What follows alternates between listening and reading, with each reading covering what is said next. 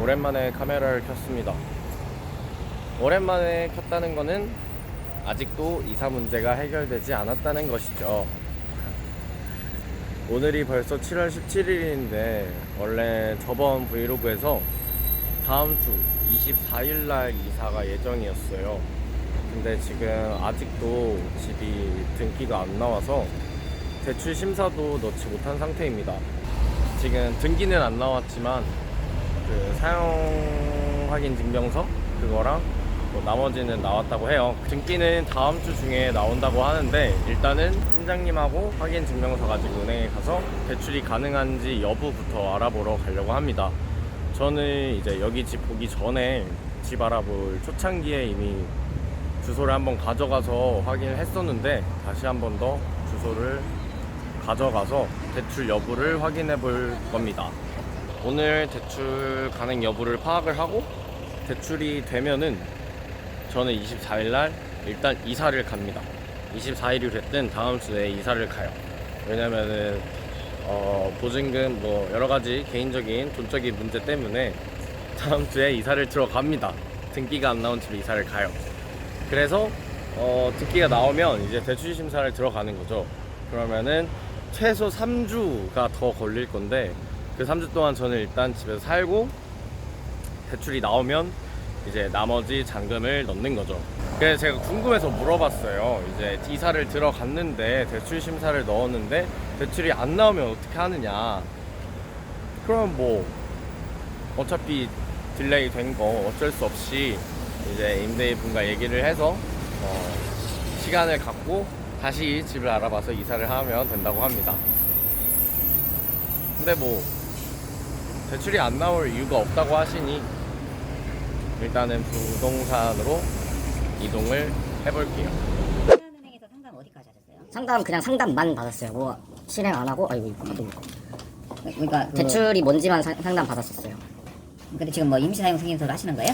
네, 이걸 가지고 이제 애초에 제가 주거래 은행이 신한인데 그 우리은행을 간 이유는 저희 집 임대인분이 그 지금 현재 건물에 대한 근저당권에 대한 대출을 요 지점에서 대출을 받으셨기 때문에 내가 거기서 대출을 받았으니 조금이라도 도움이 될 것이다. 나에 대해서 잘 알고 있으니 그러니까 거길 한번 가봐라 해서 저희가 한번 가봤던 거예요. 아직 등기는 안 나왔지만 사용 확인 증명서랑 뭐 건축물 대장 이런 게 나와가지고 이런 걸로 혹시 될까 해서 일단은 갔었던 겁니다. 은행은 요즘은 사장님 대출만 해주는 상품은 없어요. 네. 이제 예를 들어서 그래서 이제 제가 이제 주거래를 어디냐고 여쭤보는 거거든요. 그러니까 이거는 정부 상품이기 때문에 금리나 하는 방법은 똑같아요. 네, 똑같죠. 신한은행하고 농협, 네. 우리 기업 이런 식으로 네. 5개 은행이 하는데 이거는 그래도 이제 주거래가 어디냐 여쭤보신 거예요. 요 말은 제가 이제 제 전세 대출 받는 게 뭐 중소기업이든 버팀목이든 요번에 나온 청년 전세 대출이든 이게 다 모두 정부 정책으로 이제 나라에서 시행하는 대출인데 이게 지정된 은행들 신한은행을 포함해서 우리 뭐 여러 가지 이제 하는 방식은 다 똑같지만 이제 본인의 주거래 은행에서 실행을 하는 게 좋다고 말씀을 해주시는 거예요. 그래서 제가 마지막에 물어봤는데 그러면 대출은 주거래에서 해야 되나요? 했더니 그건 당연하다고 말씀을 하셨어요. 만약에 저는 주거래가 신한이니까 여기 우리은행에서 대출을 받으려고 오면은 제가 지금 모든 신한에서 하고 있는 거래들을 우리로 옮기고 이제 대출을 실행할 수 있다고 말씀을 하시더라고요. 그러니까 이제 대출만 해주진 않는다는 거죠. 주거래로 사용하고 대출도 해야 이제 은행에서 이득이 있으니까 아마 그렇게 해주는 것 같아요. 입주 날짜가 지금 입주 날짜가 다음 주 24일이에요. 그래서 27월 24일에? 네. 그렇게까지는 제가 못 맞춰요. 이거 같은 경우는 제가 입주일이 24일이에요. 은행에서는 그 계약서상의 입주일을 기준으로 대출을 실행한다고 해요. 그거를 기준으로. 그래서 이제 웬만하면은 통상 2주 후로 잡으라고 얘기를 하는 것 같아요. 통상 2주지만 대출하고 입주일이 한 일주일 차이 나도 그렇게 큰 상관은 없는 것 같아요. 제가 해보니까. 그렇게 못 맞추는 건 아닌데 그래서 이제 아까 말씀하셨잖아요. 저한테 그 대출이 나올 수 있다 없다 여부 정도는 판단을 해주실 수가 있다라고. 저랑 이제 실장님이 원하는 거는 대출이 가능한지 그 여부를 알아본 거거든요. 대출의 한도가 얼마인지 이걸 알아보러 간 건데 저는 이미 6월 둘째 주 셋째 주쯤에 한번 그걸 해봤어요. 이 전세대출 브이로그를 찍기 전에 한번 신한은행에서 그거를 해봤어요. 근데 이제 결국은 여기서도 그건 해줄 수 있다라고 말씀을 하셨어요. 근데 그게 신용조회도 들어가고 이런 거라서 웬만하면 자주 안 하는 게 좋다고 하더라고요. 왜냐하면은 저는 신한은행에서 했었고 이제 또 다른 은행인 우리은행에서 하는 거잖아요. 그래서 이제 신한에서 금액이 적어서 우리은행으로 왔구나. 근데 이거 원래 신용조회는 신용도에 그 상관이 없다고 이제 바뀌었다고 알았는데 여기선 이렇게 말씀을 하셨는데 이것도 또 아닌 것 같진 않더라고요. 그쵸? 신한에서 돈이 조금 나오니까 우리에서 한번 찔러보고 여기서 찔러보고 그럼 당연히 신용도가 낮아질 수 있을 것 같죠. 지금 이게 사장님도 네네. 부동산 형태도 알겠지만 네네. 이것만 보고 대출이 딱 된다 이렇게 말씀드릴 수는 없어요. 은행 예를 들어 전세자금 대출이라는 거는 진행을 네. 해봐야 되거든요. 그렇죠, 그러니까 예를 들어서 네. 저희가 신용대출은 그러니까 신용이기 때문에 가부 결정을 빨리 말씀을 드릴 수 있는데 지금 이거는 등기가 나서 신청하시면 될 것 같고요. 등기가 곧 신청이 나오니까 그 다음에 나머지는 서류를 이제 제가 접수를 받아서 일단은 이게 아시다시피 주택금융공사에서 보증서 끊어서 나가는 거예요. 그 자격증명서나 근로소득을 보고 주택금융공사에서 보증서가 끊겨야 되거든요. 이 상품 자체. 등기가 없는데 온 이유가 뭐냐면 신한에서 저 재직증명서랑 소득세 이거 다 가져와서 확인을 해주셔가지고 사장님 고객님 말씀이 맞으신 거예요. 뭐냐면 이제 신한이나 저희나 주택금융공사 서류 가져오신 걸 가지고 저희도 그 보증서를 끊어보면 돼요.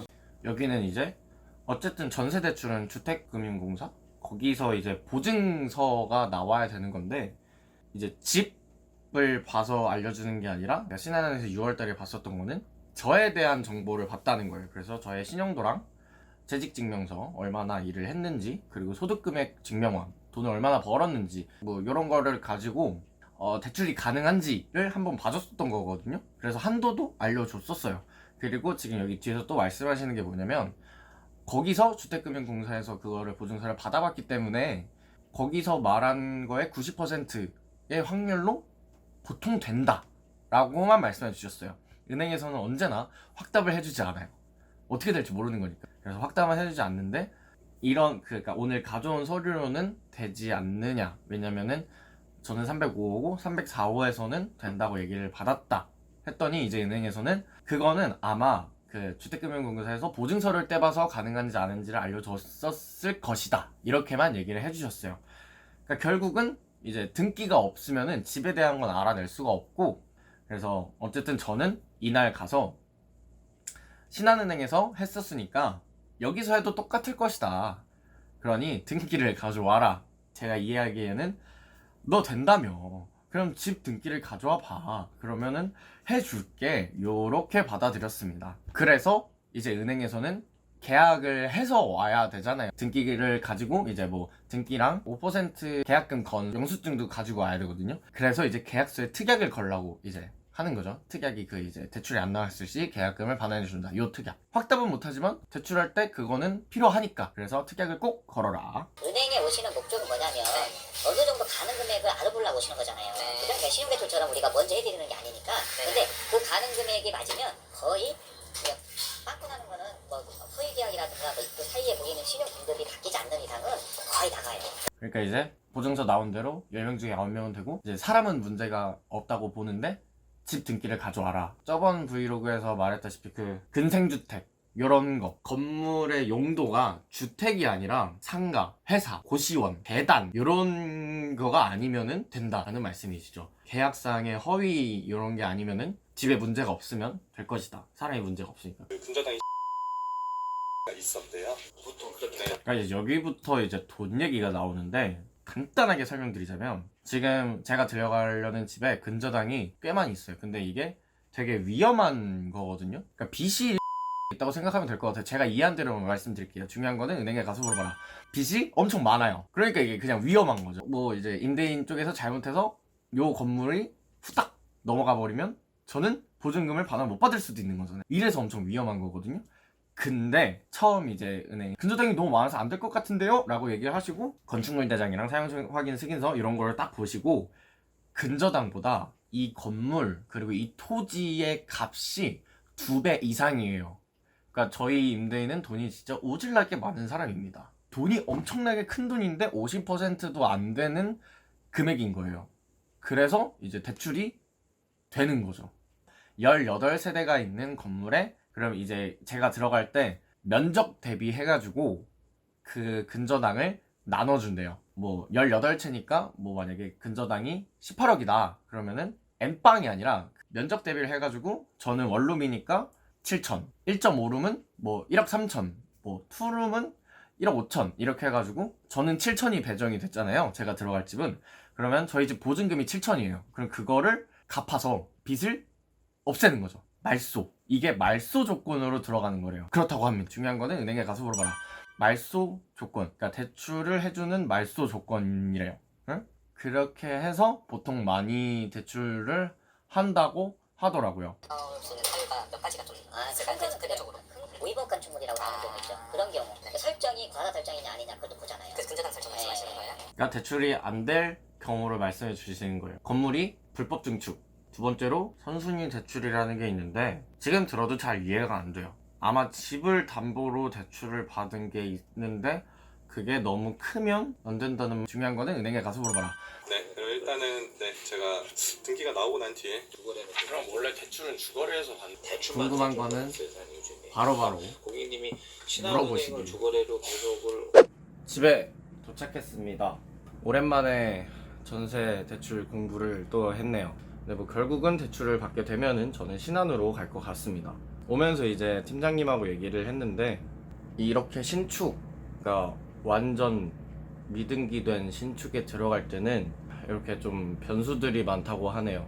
거기에 제가 걸렸네요. 뭐 이제 여러분이 이사 가실 곳이 정말 이런 미등기인 건물이 될지 아니면은 등기가 있는 신축 건물일지 모르겠지만 신축 건물은 이런 변수가 되게 많다고 하시더라고요.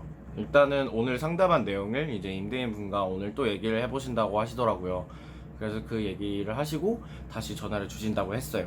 그러면 저는 이제 정말로 일주일도 안 남은 이사 준비를 해야 될지 아니면은 안 해도 될지 그거를 머리가 무겁네요. 과부하예요. 밥부터 먹어야겠어요. 드디어 집이 등재가 됐습니다. 17일 날 찍고 벌써 이틀이 지난 19일 오늘입니다. 이제 등재가 됐다고 해서 등기 받으러 부동산으로 가는 길입니다. 필요한 서류 더 떼고 바로 은행으로 가서 대출 심사 받을 거예요. 정말 3주 만에 등기가 나왔습니다. 2주 만에 나온다는 게 다음 주에 나올 줄 알았는데 빨리 나왔네요. 다행이에요. 등기사항 등록증에서 나왔어요. 등기를 뽑는 가장 큰 이유는 두 가지가 있어요. 첫 번째, 소유자에 대한 권리사항을 파악하기 위해서. 두 번째, 이 건물에 대해서 근저당이 얼마가 있는지를 확인하기 위해서. 이거는 이제 건축물 계산이에요. 마찬가지로 이제 이 건축물에 대한 이제 소유자가 누군지 확인하기 위해서 이렇게 님 똑같이 나와 있고요.